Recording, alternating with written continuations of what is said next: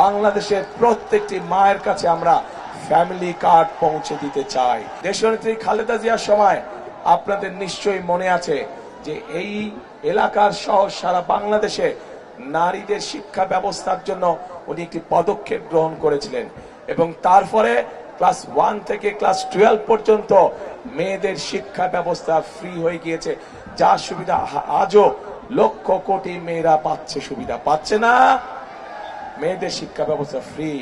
কিন্তু গত 20 বছর ধরে এই মেয়েরা আজ অনেকেই মাতে পরিণত হয়েছে, কিন্তু শিক্ষার আলো তাদের কাছে আছে।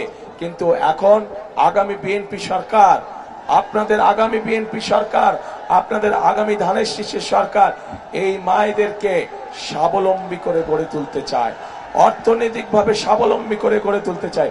এবং এই জন্যই আমরা বাংলাদেশের প্রত্যেকটি মায়ের কাছে আমরা ফ্যামিলি কার্ড পৌঁছে দিতে চাই, যেই ফ্যামিলি কার্ডের মাধ্যমে ধীরে ধীরে আমরা মাদেরকে, গৃহিণীদেরকে আমরা পর্যায়ক্রমিকভাবে অর্থনৈতিকভাবে স্বাবলম্বী করে গড়ে তুলব ইনশাআল্লাহ।